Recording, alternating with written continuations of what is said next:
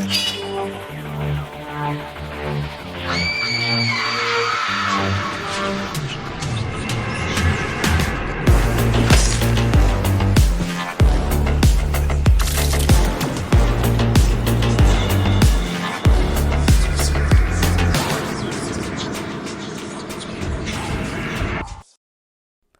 up, guys and ghouls, and welcome to another episode of Fright Mic. I'm Liz. I'm Sam. And today we are starting a brand new month. We are talking Revenge of the Sequels. Hell yeah.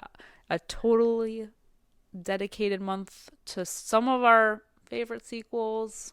Some that are better than the original movie. Ooh, They're hot takes they're everywhere. Predecessors. I know. Hot takes everywhere. I'm speaking of this one specifically. fairly specifically, yes. That's right. We're talking about Hostel 2 from 2007.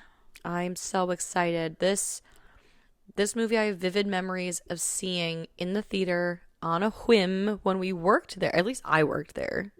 You did not work there yet, right? No, 2008. I worked there for this at our movie theater, so I saw this for free on like a Wednesday morning. That's like perfect the 11 time to watch a a.m. Hostel show. movie. Yes, it was me, the two people I saw it with, and like one man separate from my group. We saw it at like 11 a.m. on like, yeah, it was like a Wednesday morning. Yeah. Oh yeah. To see this kind of movie in the morning on a weekday? Well, when it's free. Yeah, anything goes. I guess. Anything goes. Yeah. Yeah, I had a great time seeing it. As weird as that sounds to say. But I remember seeing Hostel when that came out. I did not see that in a theater. I saw that at a friend's house. Same. Okay. And I remember thinking like, I mean, it's good. It's gory. It's disturbing. Mm-hmm. But it just didn't like bother me, you know, like it wasn't like, it didn't wow me, I should say. Yeah. Like I didn't go home and immediately like tell all my friends, like, you have to, oh my God, I saw this movie, it's crazy. Then I saw Hostel 2 and I was like, wow, sisters are doing it for themselves. That's what I'm fucking talking about. That's why kind of like where I wanted to start with this is like, is it a hot take to say that Hostel 2 is better than Hostel 1? I don't know if it's a hot take because that's always been my take. But like, so but do you think that other everyone's... people prefer the first Hostel to part 2? I feel like I don't hear anything. I don't hear. No, I know it's been since. Well, this was 2007. Honestly, I don't know if I've ever heard an opinion either way, because I think both the first and second Hostel are held in fairly high regard as far as horror movies go. The score would not reflect that, as it got a 44% on Rotten Tomatoes. Then it has a 5.5 out of 10 on IMDb, so that makes me think that everyone else thinks it's kind of middle of the road-ish. But I feel like that's also so typical for horror movie scores, which I know we've mentioned ad nauseum here, that they typically don't get great scores despite being good movies. So yeah. I don't know, but this movie just does, I think, what the first one did, but slightly better. And I don't know if that's because I'm a woman or because the person who's being taken gets the upper hand and advantage and wins in their position and ultimately gets revenge on not one but two people. Right. And it also has I don't know, more, I guess I don't know if I should say more creative kills necessarily. But I hate to say I enjoy this more, because that makes me sound weird. It's hard to say you enjoy a movie like this at all. Yeah. Like to be like, that Hostel 2, I really enjoy it. But it is more enjoyable, I think, than the first one. And I do really enjoy it. But so I like the first Hostel, but my problem with the first Hostel is the characters. Yeah, exactly. The bros, the chauvinistic, like, dudes that, like, they're asking for it, man. You're up for pussy. They're asking for it. That was just like, ugh.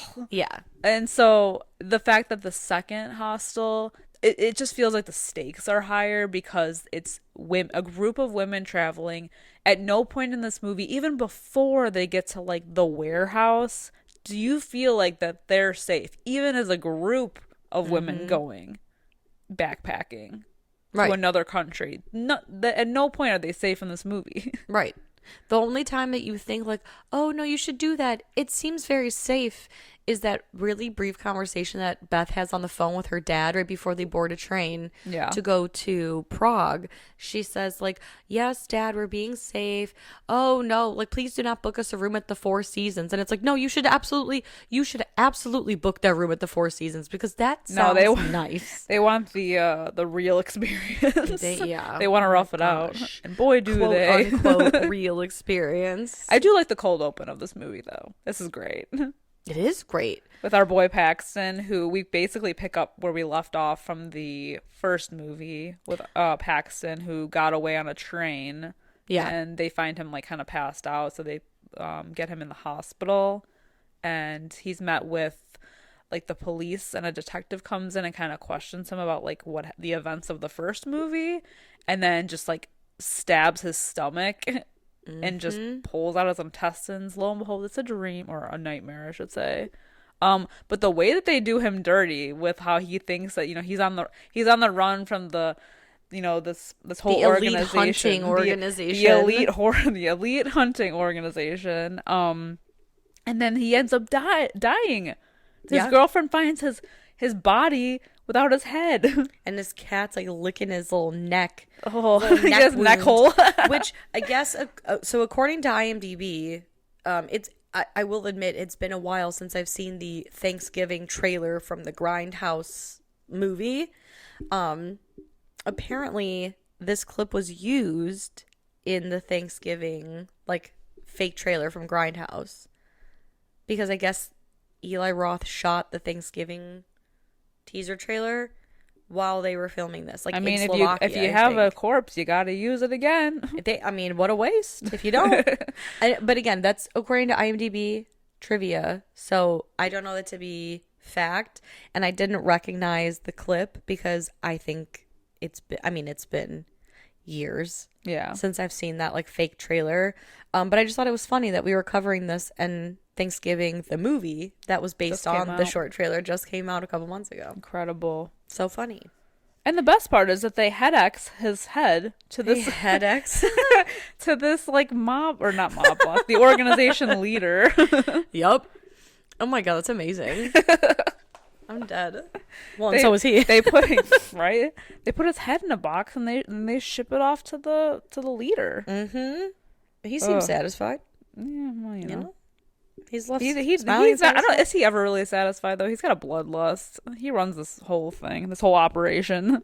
Yeah. Well, you know, it's a business. He's a business guy. Business is booming. Business is a booming.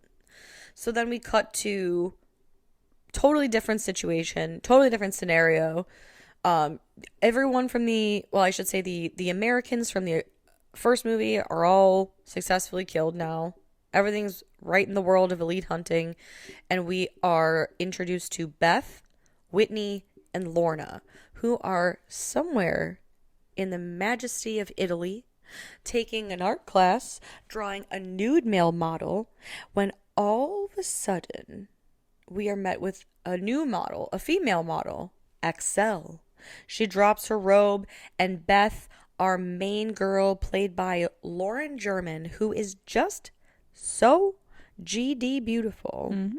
My goodness gracious God. Good golly.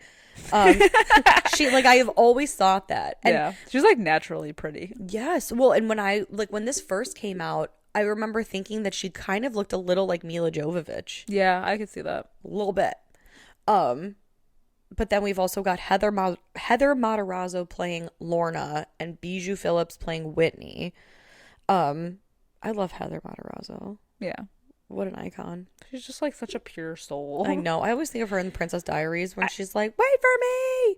I do think that, so not only do I think that she's a little weird in this movie, but I feel like their friendship is weird. Who, Lorna? Yeah. Lorna is weird. Lorna is weird, but I feel like their friendship is weird too. Well, see, I'm wondering, because they're supposed to be college girls. And I think that Lorna must be like Beth's roommate. Yeah. And she And felt that's why she bad tags for her. along. Yeah. But the way that Whitney's like such a bitch Yeah. to like Lorna like the whole time that they're together. Ugh. Mm-hmm. Yeah, the three of them, they draw this XL girl who meets up with them, and she asks to see Beth's drawing of her, even offers to buy it. You're thinking, oh, that's so lovely. She says, where are you ladies off to next? They say they're going to Prague, and they meet XL on a train. So before they get on the train to Prague, there's a brief moment on the phone where Beth's talking to her dad about like, oh, I could book you the Four Seasons. No, please don't so you kind of go into this movie thinking like, oh, Beth's dad is rich, right? Then they board the train to Prague and they see XL there, and Whitney makes like a comment like, oh, I think your girlfriend's like stalking you, where she just kind of casually passes it off like, oh, you guys inspired me to like travel. And we find out that there's a spa in Slovakia, these like hot spring spas that are just supposed to be like absolutely phenomenal. And so that's where she's headed. But before that whole conversation happens, Whitney, who is a slut, a big old slut, to put it nicely, she's on the prowl for some dick. And so they leave Lorna in their little car. And the two of them go to the bar. Lorna, she just wants to journal this whole experience. Yeah, she's just really trying to have a good time. And that's why it ultimately, like, when it's her time, the infamous scene, I think it, like, is kind of just devastating because she's just such a, like a mousy little character in this movie. Like, she's such a good girl. Like, she doesn't want to get involved with, like, anything with these guys or, she like, doesn't even drinking, no smoking, like, no drug, like, she just wants to like journal and like blog about her like little travels. Mm-hmm. But that's the thing, naivete in this life and in this world will do you a lot of harm. Mm-hmm. You can always think people have the best of intentions, but I feel like you learn from a fairly young age, especially if you're a girl, that not everything is what it seems. Not everyone's nice. Oh. And these guys on this train are aggressive. Trash. Because they are like the epitome of the guys from the first movie. Yes. Because like Whitney, she sees this guy that she thinks she maybe want to like get it on with. She says, do you have any party favors? Like ecstasy, I don't even know fucking like weed, peyote, whatever, LSD, PCP, like PCP. They're going hard on this train. For real.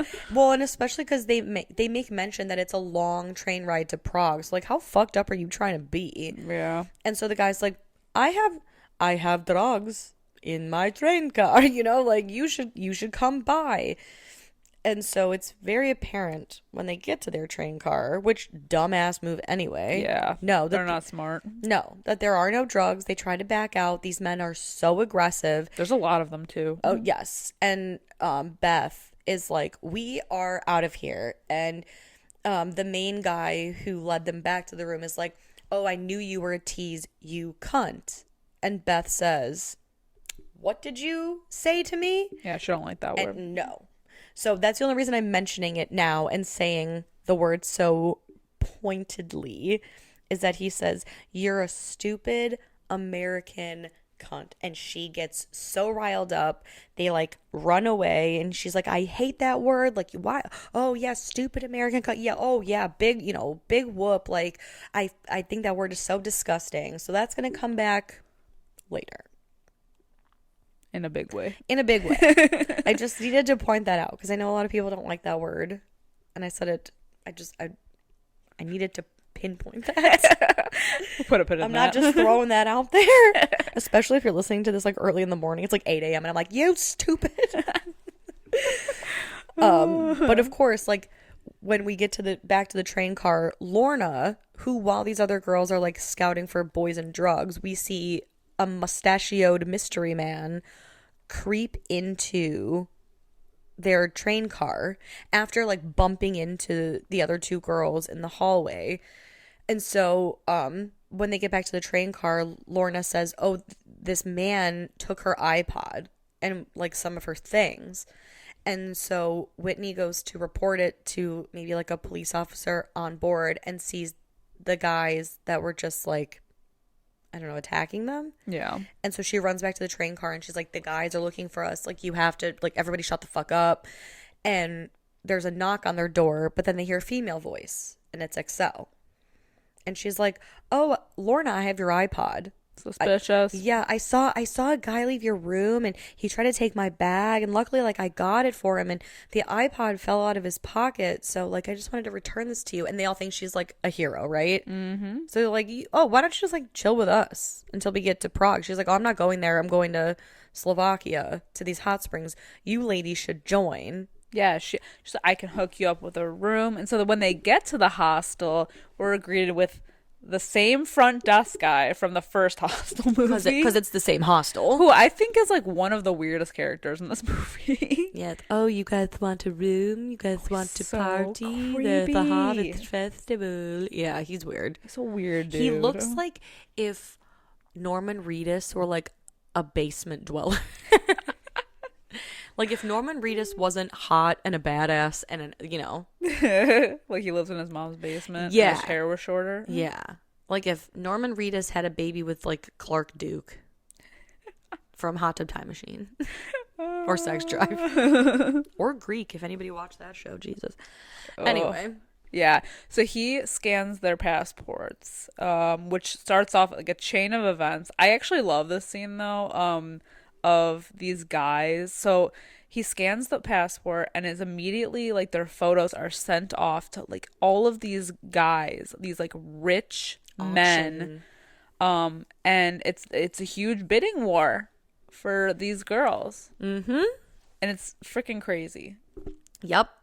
And Todd and Stuart are two American friends who are ideally, or I guess essentially, looking for two women to kill. And so Todd in the bid wins Whitney and Beth, and we don't really know the fate of Lorna at this point, which in is time. Weird.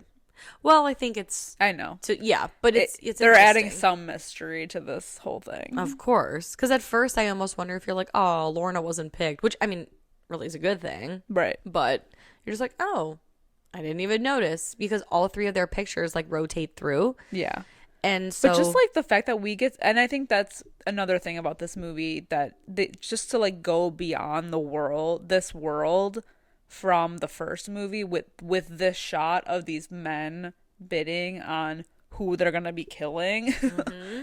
Like there's just something about it that's like so, I mean, obviously it's disturbing, but just especially because it adds a whole layer to it. Right, well, especially because all the men that they're showing are like different men from all walks of life. So like Todd is an American like businessman, I guess we'd assume, has a family. And same with Stuart. He's like got a very quiet suburban family, but then we also see a man who's putting his like, I guess, grandson on a carousel and waving to him while he's bidding for a woman to kill, and like all these random.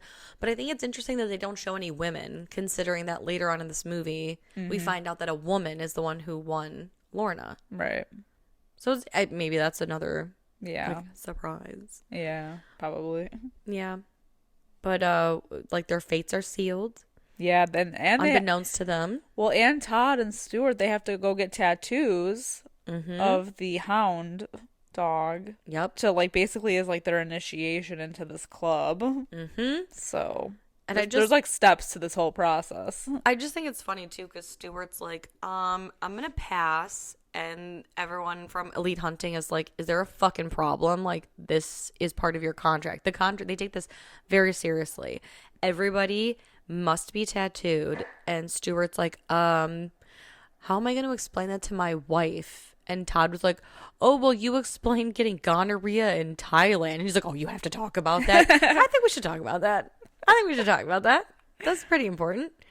Yeah, Stuart is a little apprehensive about this whole thing. Meanwhile, Todd is like, well, again, it's interesting because Todd is so like, I mean, his boner is like basically brushing the bottom of his nose. It's so large and erect. He's like ready to go. He has like the eyes of a killer man. Yes, he's literally talking Stuart up, and he's like, you know how you like encounter these people, like animals in the wild, right? Like sometimes like other animals can tell when they've like killed something, you know, like they can sniff the blood on you, right? You know, like there are certain people in this world where like, you know, you can feel that energy when they've like gone where not many people dare to go. You know, like your wife's gonna fear you and respect you after this, and Stuart, like very like macho man. right, whereas Stuart's like, I don't know. But meanwhile back in Slovakia, before the other two gentlemen, I guess the same day the other two gentlemen get there, there's a harvest festival, and they weren't gonna go. I love this harvest festival. It looks so good. It looks so awesome. It's so cute. Very fall vibes, very Halloween. Yeah, Lorna's like, I want to go. And the other two girls are like, maybe not. But then a guy named Miroslav, also known as Victor Crumb from Harry Potter and the Goblet of Fire, any fans out there, he pulls up to the gig, and Whitney's like, I'm going to break me off a piece of that ass. So they go. It looks like the funnest time ever. Oh, it's also worth noting that at one point, Beth is like distracted doing something, and Whitney and Lorna are having this like side conversation, and Whitney starts kind of gossiping about the fact that Beth's family is like loaded, and she like inherited all this money, and she basically can like buy whatever she wants, like whenever she wants. So she's like loaded. And it's not even Beth's family, it's Beth specifically. So that's why I mentioned the phone convo with her dad earlier, is that we're supposed to buy into the fact that like, oh, her dad is rich, and like, oh, let me set you up in this nice hotel. But Whitney says, no, Beth's mom died when she was young and left everything to her. So she's not on an allowance. Her dad is on an allowance. She could buy and sell Slovakia like 8 times over. Like she specifically is wealthy. Yeah, so that's worth noting as well. Exactly. And so they start drinking and dancing, and meanwhile Todd and Stuart are like looking at them through binoculars from like not too far away, and they're surrounded by other, like, we kind of get glimpses of like other men who are basically kind of doing the same thing. So like it makes you wonder like how often this kind of thing happens in this area. Yeah, it's like a breeding ground for this. Like they have these opportune moments where there's like little festivals throughout town, and this is like when this is like prime shopping and viewing season for them. Well, and it's also easy to get your prey away because you're luring them out into a public open space where if someone saw you leaving with someone, it would maybe not look so suspicious, you know, rather than having to kick down their door and kidnap them or, you know, whatever it is. What also makes you wonder like how many people in this town like know about all this, or like they know about it but they turn the other way because this organization is so powerful. Because I mean, these guys are like pretty damn obvious about what they're doing. I mean, at the very least, they're being obvious about creeping on these women. It's true. It almost gives like a little Nazi regime feel. I hate to say that. I don't want to say that in regards to this movie. I don't want them. Well, it's good. Like, you know, it's one of those like when the death camps were up. It's like, oh, I think I know like what's going on there, but it's almost like, oh, if I don't, it's like out of sight, out of mind kind of thing. Well, I think it's like it's all based off of fear. Absolutely. Yeah, absolutely. I think it's based off of fear, and so that's why everyone's kind of turning the other way. I mean, even like before they get to the Harvest Festival, there's that like gang of kids that they run into, and it's almost like it gives you like a lawless thing. You know, these kids are like hounding people in the streets and like asking for this stuff or whatever, and there's almost like this like little parts of the town or little pockets of town, little pockets in the town where like there's just no rules, or like everybody looks the other way with everything. So I mean, that could be what it is. I don't know. It just makes you wonder about it. Yeah, because they are so obvious. It's true. And we see, so Whitney is a bitch, and she I mean, she just straight up bitch because she like essentially she drugs Lorna by lying to her and telling her that she got her non-alcoholic cider when it's truly like loaded with alcohol. So you're getting this poor woman fucked up, and she meets a guy named Roman who like wants to take her on a boat ride, and Beth is keeping level-headed, and she's like, Lorna, we need to stick together. Like, you have to stay here. We don't know Roman. We don't know where he's taking you. Like, you're in a strange country. Like, no. Promise me you won't do it. And the next thing we know, we see Lorna's dumbass going on, upstream like fucking Phantom and Christine. Well, yeah, down the channel. Beth is trying to be like the rational one here. Like, you have Whitney, who's like all over the strange guy, like dancing all over the place, trying to like leave with him, and then Lorna, who's like already floating down the river with another mysterious man, and then meanwhile, like, she's running into some other shady characters, like, in the crowd, like the guy who comes up to her and like asks her to dance and then is being weird and is like, I mentions I could have saved you when she kind of, brushes him off. Yeah. About the whole thing, and she's like, what do you mean? And then lo and behold, she goes and accidentally spills her drink on none other than Stuart. Right. Well, not after. It's the drink that the desk clerk gives her. Because yeah, and he's being weird too. Exactly. It's like one weird thing after another. And they have little things that they say that are just like red flags everywhere. Right.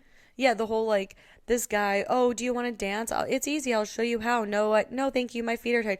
I could have saved you. He walks away. The desk clerk goes, oh, is that guy bothering you? What did he say exactly? Yeah, he won't be a problem anymore. Yeah, he won't bother you anymore. Here, why don't you have a drink? And Beth, being smart, takes the drink, but does not drink the drink, which is what she spills on Stuart, who now, like, it's not good enough for him to be like voyeuristic. He needs to be like right up next to her. Yeah.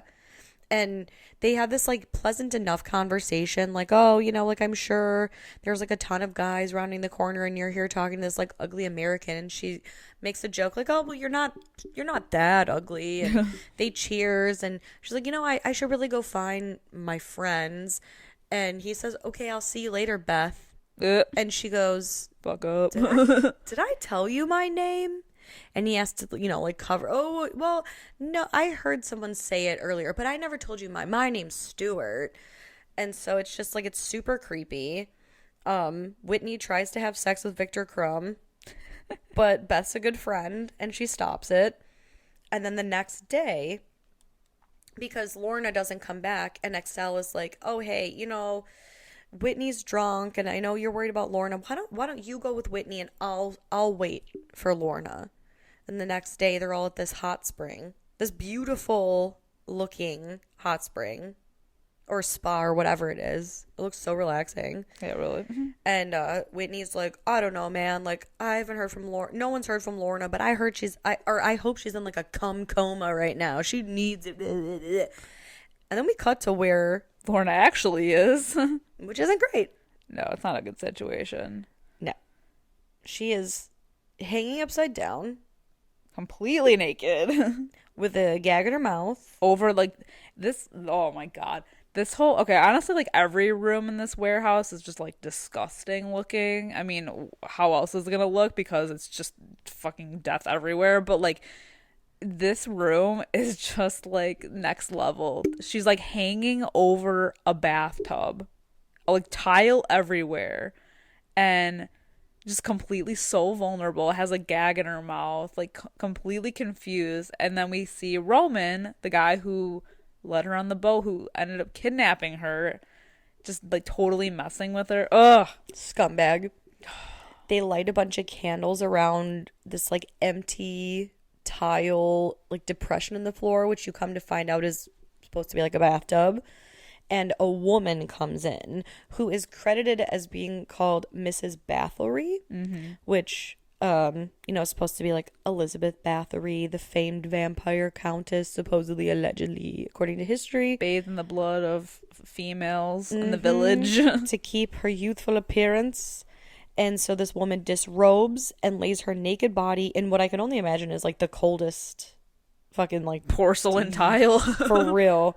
But she is given 2 different weapons. I think they're both like sickle, scythe kind of situations.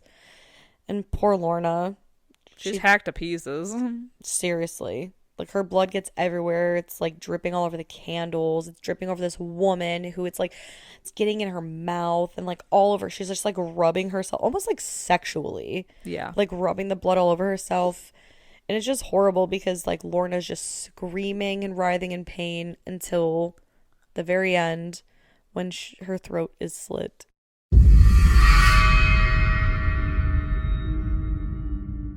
Hey creeps, looking for more frightfully good content? Head over to our Patreon at patreon.com/Fright Mic podcast to help support the show.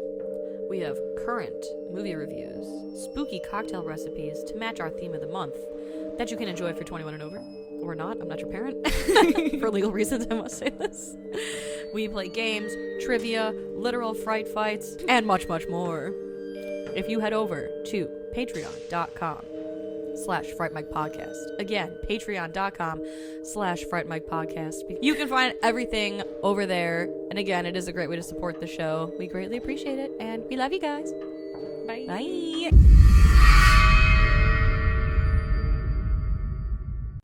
You know, it makes you wonder also, like, how rich was this woman that she could get, like, an entire bathhouse to herself? Yeah, honestly. Meanwhile, like, everybody else who has, like, torture rooms, they only have, like, a little room. She's got, like, a freaking cathedral. Yes, it's like a whole suite. Yeah, like, what?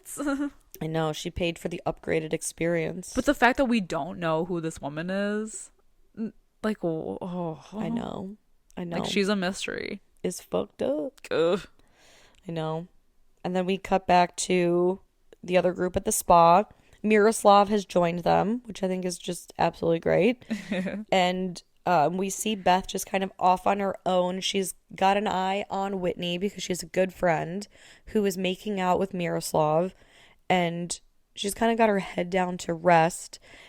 XL comes up behind her and kind of gives her a little kiss on the shoulder. Beth closes her eyes for what appears to be like 6 seconds. And when she opens her eyes, everybody is gone. Yeah, I don't know what's Every up with soul. that. Well, because I think they're fucking in on it. It's All another, of them? like, I swear it's got to be another breeding ground because the fact that they can make and I don't know, again, if it's like the tricky editing thing where she just like Yeah, like she closed her eyes she for a fell much longer asleep, period. but it's a lot longer. Yeah. There were some old people in those springs. You're telling me they're in and on it too? Well, a lot of old people run the shit. But I mean, like, touristy old people. Not like like elite Naples, organization. Florida group. Yeah. Yeah. Yup. They got timeshares They were in just Slovakia. trying to get moisturized, okay? For real. For real. Well, that's the thing. Like, I don't know.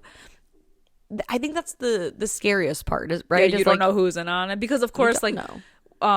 you know, the guy that Whitney's hooking up with, we think like he might be dangerous. Yeah, he gets hostile in the end too. That's okay. Honestly, that is like one of the best parts. So like, oh God, there's a part like later in the movie where something happens. I won't spoil it here quite yet, but they are offering a special deal on somebody who's been maimed. And they're going around knocking on the doors of these different like torture rooms. And a guy opens the door. He's listening to like Italian opera or something. And they're like, oh, it's like a half off deal. And he's like, like, come back to me, you know, like, come back around. And we see what he's doing. And he fully is like Hannibal Lectering, like flaying, like Ramsay Bolton style. Yeah, really. This Miroslav. Yeah. And is eating like one of his legs from the knee down is completely gone. The other one, he's like working on. Yeah. Like it's basically down to like the muscles and tendons. Yeah. Kind of situation. He's just like slowly, painfully eating this man to death. So you're like, oh man, I guess Miroslav was a good guy. You know who that guy is? The guy who's eating him? Yes. He's Cannibal Holocaust guy, right? Yep. The director. Rogero Deodato. Mm-hmm. Who Eli Roth is a big fan of, so that's why he made this cameo, of course. And that's also why he made his own version called The Green Inferno. Right. Which was not great. Which was not great. Yeah, not my favorite. But that was neither here nor there. We're back to this. We're back at it. We're back to Beth waking up alone, scared and vulnerable, and probably a little cold in a Slovakian bathhouse. Her locker's been broken into, and it's like something straight out of a horror movie, like, you know, that she's experiencing for like I think the first time on this trip. It's like everyone completely vanished, except now she's being chased by, I think, 3 men. Yeah. Dressed all in black. Yeah, she ends up like jumping over the wall of the spa and like running into the woods where she's met by the like kid gang again. Yep, this gang of children running who just loose in the start village. beating her senselessly. They want bubble gum. Yeah, Bubblegum? the bubblegum boys. Bubblegum boys. The bubblegum baddies. Yeah, they beat the shit out of her for They like do. a good while. Yeah, until she's rescued. Captured? Captured. Well, she doesn't know that. She think No. because it's XL, and so and Sasha. Yeah. Excel and a man friend, an older man friend of hers named Sasha. The guy who got headaches. Who received the headaches. Yes, From the beginning of the movie. Well, and this scene is kind of interesting because I always thought that the children and like, mind you, Hostel 2 is a movie that I have seen like a good amount of times. I'd say probably upwards of like 20 times in my life. And I don't know if it's just one of those you get comfortable and so you like kind of lazy watch it kind of thing. But I always thought that the gang was kind of like working for this Sasha until watching it this time. And he basically is like, stay the fuck out of my business. Yeah. You guys are fucking with my business. So offer one of yourselves up to me. Yep. And he shoots a kid. Yes, he does. And it's so weird to see violence towards children in movies. Right. I feel like that's something I'll never really get used to. Right. But it's like it's like a brutal. warning to the group. Yeah. Yeah, well, and that's like just to go back to my other point of like, so these kids, they know about it. Unfortunately, they were dumb enough to get involved in it, but they, it's like how many people know about this whole thing? Right. It's crazy. Exactly. So they can't say anything. These people are so powerful that the influence that they have over everybody else in this town, whew. You can't trust anybody up in these streets. Nope. Even our beautiful XL, who has always been suspect number 1. Oh, yeah. The bitch is just so fishy. The second that she followed them on the train. Thank you. Yeah. She was suspicious. I mean, you inspired me to take a trip. Okay. Right. That doesn't happen. So they take her back to Sasha's house where Sasha is making a call, and even when you have subtitles on a movie or on this movie, it doesn't tell you what he's saying, only that he's speaking in a foreign language. So like you're meant to just be kept out of the loop as an audience. And he says like, oh, I talked to the police, they'll be looking for your friend. Why don't you just like chill out? So XL says, like, let's get you changed. You have a bruise on your face. Let me put some makeup on you. And we see in this, so not only when they're heading up to this like bedroom or whatever, do we see a giant like 2-story painting of XL in this man's a real home. villain portrait, I say. For real. But Beth questions like, is he your like boyfriend, your dad? Like, what is he? And she's like, oh no, he's just a friend. But then while we're in this like bedroom, there's 2 photo frames of Excel with 2 females and a male. And the male in the photo is the one who robbed Lorna on the train. And the photo with Excel and 2 females is the 2 females from the first movie. Mm-hmm. And Beth says, who are they? And she says, oh, just some friends, but says it in that like shitty laughing way. Mm-hmm. Where you're like, you fucking evil bitch. Oh yeah, red flags everywhere. Yeah. And she's like, oh, the police should be here soon. Why don't you go lie down? Beth says, sure. Knowing full good and well, she's not going to fucking lay down because this whole thing is suspicious. So the second Excel leaves the room, she plops back up and sees that the men from the spa have arrived and are after her. So she runs because now they've seen her and the jig is up, And so they're chasing her and she finds herself unlocking a bonus room, if you will. A trophy room, I would say. A trophy room full of probably head-X'd heads. Head-X'd heads. Including director Eli Roth's head. Very prominently on there. And Paxton's from the beginning. Yeah. Oh, man, it's all connected. And the rest of the heads were like producers from this movie. Yeah, which is, I love stuff like that. Yeah. Easter eggs. Yeah, Easter eggs. But so, yeah, she gets captured and knocked out. And the next thing we know, we're at the factory. And we're with our friend Whitney here, who's also been captured. Ugh. Yeah. They're trying to put makeup on her. She puts up a good fight, though. Well, she tries to. She tries. She God bless. Yeah, they're getting prepped and made up, and then she ends up attacking the woman who's making her up. And she like, tries bites her nose. Oh yeah, she bites her nose like off. It's pretty brutal. Yeah, so she tries to get out, but ultimately is not successful. So the next thing we know, she's strapped to a chair, and Todd enters. Yeah. Because now Todd and Stuart have been summoned because, you know, their prizes are ready for them. Mm-hmm. Oh yeah, we should also mention that they know that their rooms are ready because they were given a restaurant style like the pager. Beth even jokes with him at the Harvest Festival, like, "Oh, is your table gonna be ready soon?" And he's like, "Oh, this? Oh, like, why do you just have that out, homie?" Yeah, weird. But yeah, so they enter their respective rooms. Stuart is paired with Beth. It's a shock for him. Oh, at least we think at first. And Todd is given Whitney. And Stuart really gets you going. Well, right? Because he just acts the whole movie. He acts like he's like not all the way in on this. He's not in the same level that Todd is. Right, like Todd's like, I'm ready to get my fuck on. Like, yeah, I want to kill somebody. Like even in the car when he's talking about, he's like, well, what are you gonna do? And he's like, you don't even know what I'm gonna do. You don't even want to know what I'm gonna do. Mm-hmm. Like because he's like thought this through so much in his head that he's like, oh my god. Like we think that Todd is the one that's fucked. Right. So when Stuart enters the room and sees Beth, it's like he almost like has that change of heart. Like, what am I doing? Like he was like questioning things the whole time. But was he? Well, clearly not. Right. Like that's like he's such a sociopath that he had everybody going. Right.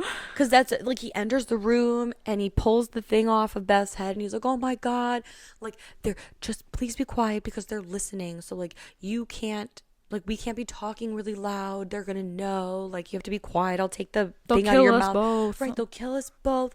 And she's like, Stuart, what the fuck is going on? He's like, remember at the Harvest Festival when I said I didn't know what I was doing here? Well, like, I know what I'm doing here. It's this. And, you know, people come here to kill people. And Beth is like, oh, my God, Stuart, they're going to kill us? And he's like, ooh. Not us. Yeah. Not us. She's like, oh my God, you're gonna kill me. She starts freaking out. He's like, no, please. Like, it's me. It's your old pal Stu, you know, Stewie boy. And he cuts her loose. And you're like, holy shit, where's this gonna go? And she's like walking over the door to the the keypad. And she's like, Stuart, what's the code? Well, he knocks her ass out. Yup. I think he punches her in the face, right? Yeah. Christ. And you're like, oh boy, down she goes. Meanwhile, oh God, Whitney. Oh my God, this is pretty brutal too. What's brutal about this is like what happens to her, the fact that she's still alive afterwards, because Todd is like, you know, he's all talk because we go to find out that he's the one that's kind of like he's messing around with the hands or power saw. Yeah, it's like a circular saw or something. Whatever. He's messing around with it, and there's even like a little bit of humor in there because he's like going and like putting it near her face or whatever, but he goes and it like the plug doesn't reach, so he has to like change outlets or whatever, and he's like dicking around and like messing with her and like screaming in her face, and then accidentally puts the saw into her face. And he like freaks out. Well, especially because it like chunks in her hair and rips out her like, scalp. Oh God. And she's like gargling and like she's still fucking alive. Yeah. Oh, and he freaks out and he's like, I can't do this anymore. And he leaves, and they're like, the guards are like screaming at him because they're like, this isn't part of your contract. Like, you got to start what you finish what you started. And like, well, he comes from that whole like American mentality of like, I paid for it, I'm done. Mm-hmm. Like, you have my money. Like, if somebody else finished this, and like he tries to leave, and they like release the hounds on his ass, literally. And these fucking dogs rip him apart, they fucking tenderize his ass in the elevator. Yeah, like he's almost unrecognizable when they're done. He's not. He's just a pile of pieces. And like, then when you go and find out, because then they're like, well, now, you know, like the head of the organization, like the lady that's in charge is like, well, now we got a situation because now we have this girl who's like half dead. And so now we have to give her out as like a discount to like anybody else who happens to be there, you know, doing their own thing. So she's like literally knocking door to door in the warehouse, like, hey, do you want her 20 half off? Right, Black Friday 20% sale. off, damaged goods. And you know, like they're going around thinking about it, and we see like everybody who's like being tortured in the background of all these rooms. Like there's one guy getting like electrocuted, and then of course the cannibal and everything. But then when she gets to Stuart's room, she's like, you know, we have this girl, do you want her? And then, you know, Stuart's like, well, what happened to Todd? As they're like wheeling him in like a wagon.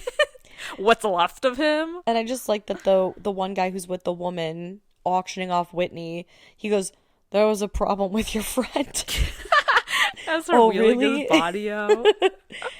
And so Todd, he's like, hey, can I borrow this for 2 seconds? Goes into the room and taunts Beth with the photo of Whitney with her fucked up, cut a bloody face.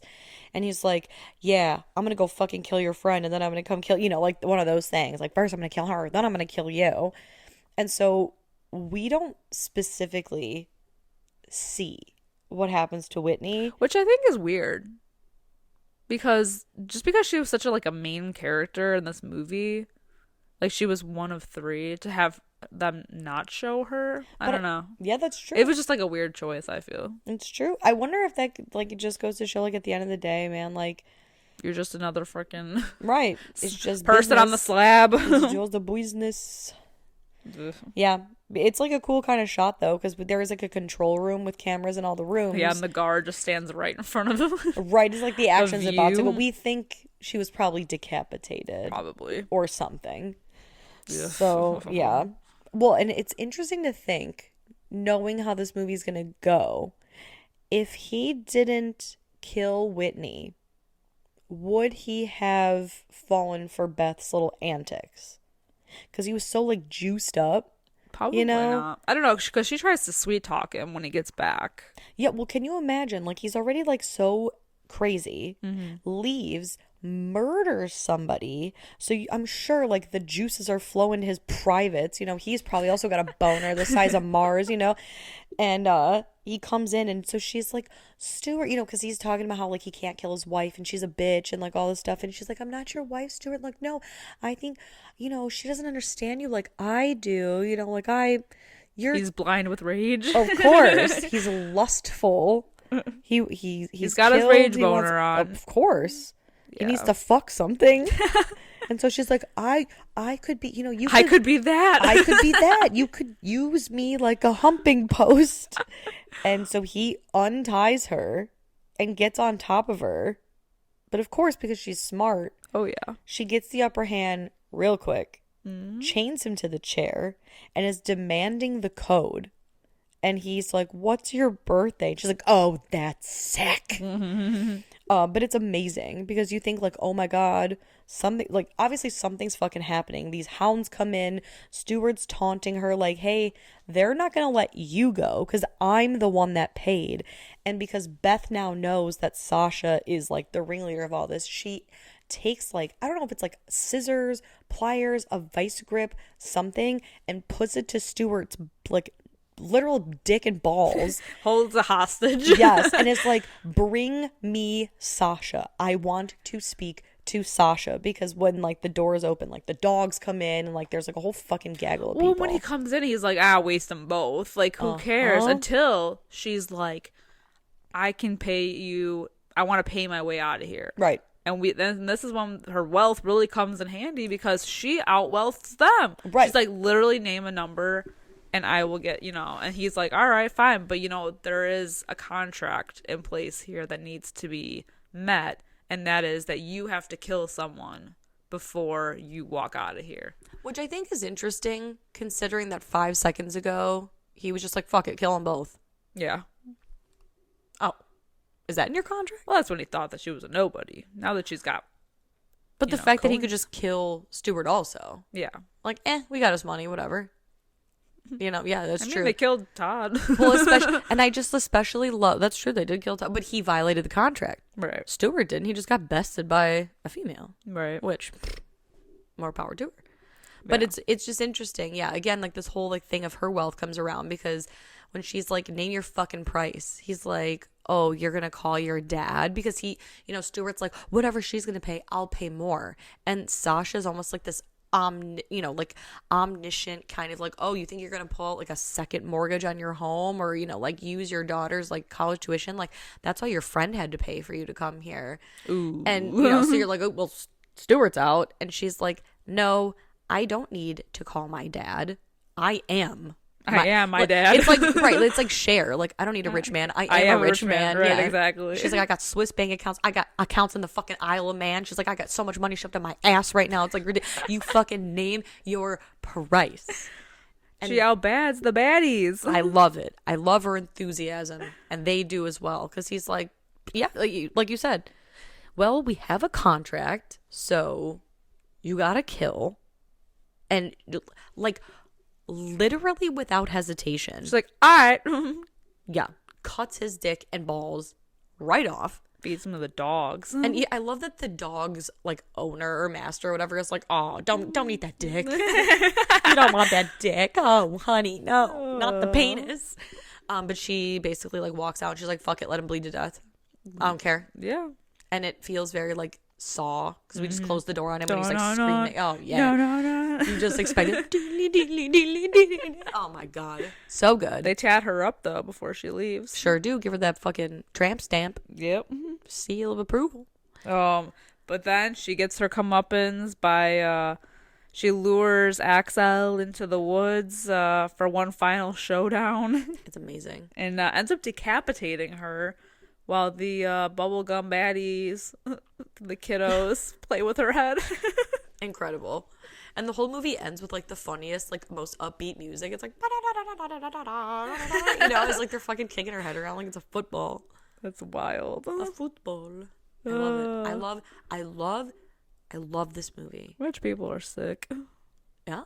Yeah, this movie's great. It's like this, The Purge. It's all the same vein. It's just like the typical ish. I feel like this like comes, because we covered Cabin Fever before, which is another movie that we both really like. And I feel like it just has that like Eli Roth like recipe of like super fucking disturbing, like messed up shit, really gory, but there's always like humor thrown in there. Of course. Like I feel like that wasn't as much in the first one. So like to have it in the second one is what I think makes it a better movie. Yeah. Oh yeah. Because it's like obviously disturbing and messed up, but like that just really adds to it. Plus, I think it follows more of like in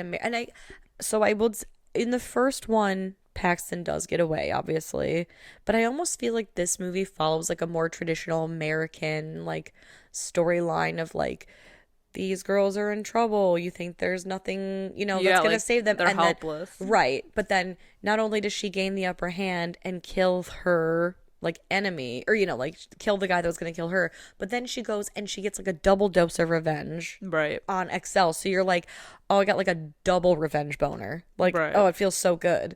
Whereas like the first one just was, I don't know, they were so helpless and it was like so lacking in so many, like I don't know, it's not a bad movie, no, it just isn't what this is.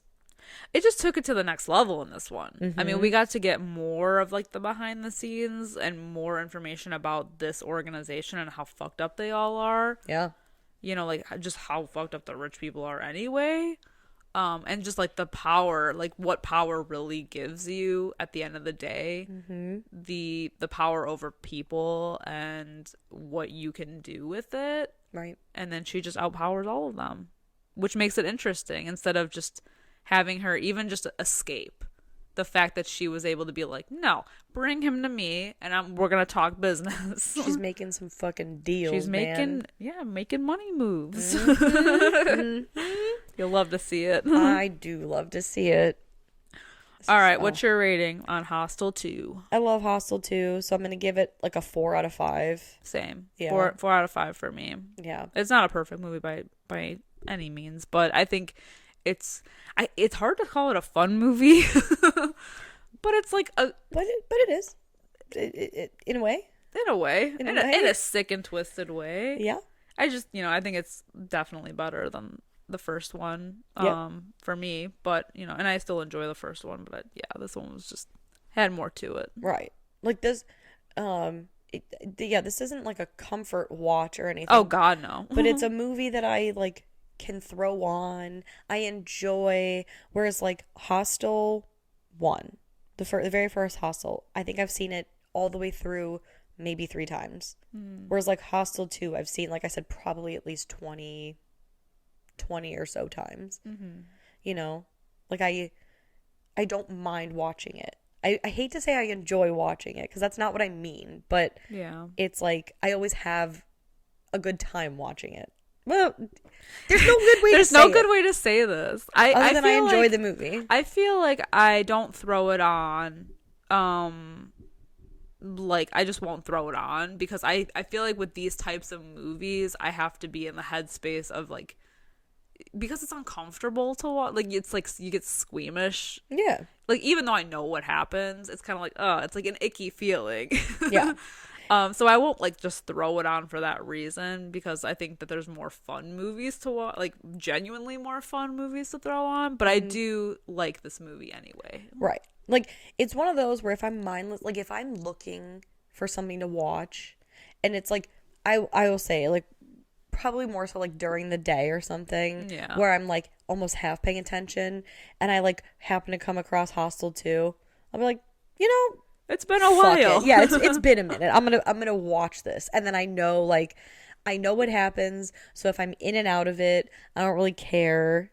Like it's like a movie I can lazy watch. But yeah, I'm not like, it's not a movie I'm not gonna casually just yeah. I'm really feeling Hostel 2 today. Right. But if it's like I happen to come across it and the mood is right, it's like yeah, it's been a minute. And I've just noticed that they never talk about Beth as being like a final girl. Yeah. Like that no one ever mentions her being like a badass bitch. I know. She's kind of up there with Erin from Your Next. In a way, but I almost kind of feel like because she has all this like mystery money, like I know it was her mom's, but she's like, I got bank accounts in, Switzerland. Like what is she up to? Right? Is she some kind of part of some shady ass family as well? Maybe she's not that great of a person either. Maybe her mom was just rich. Maybe it's like family money, right? Yeah, but I don't know. Who knows? She seems like a stand-up kind of gal. Yeah, She protects her friends. She stands up for... Oh, well, she tries to protect her friends. I made that whole point about the see you next Tuesday word. Oh, yeah. Didn't even mention it. Oh, yeah. The reason that she so quickly and without hesitation snips his dick and balls off is because Stuart calls Beth a cunt. And she's like... Really sets her off, man. What did you just say to me? Sets her on the warpath. She literally doesn't even give him time to finish saying it the second time. He says, "You're a stupid American cunt." Oh my God. Because there goes his dick and balls being fed to the dog. Yeah. Can you imagine seeing your genitals being eaten by a dog in front of you? I would certainly hope not. It'd be hard for me, I think. Oh, yeah. Yeah. Hard for anybody, I'd imagine. Yeah. The craziness, man. Anyway, on that note, let us know what you guys think about Hostel 2. Do you prefer the first one or do you like this one more? Or do you like them at all? Let us know. That's true. Fair. You can hit us up on our socials. We're everywhere at Fright Mic Podcast. Come over to our Discord. We can talk about Hostel 2 and all the genital mutilation we could ever want. Oh, God. Just kidding. Now, we'll talk about... We'll talk about Beth. We'll talk about how Beth is a badass final girl that does not get enough recognition. No, and she's so hot. Yeah, right? Mm-hmm. Gorgeous. Just swim in those eyes. And then, of course, if you have a few minutes after the episode and you want to leave us a nice little review or a comment wherever you're listening, we would really appreciate that. But until next time, I'm Liz. I'm Sam. Rest in peace.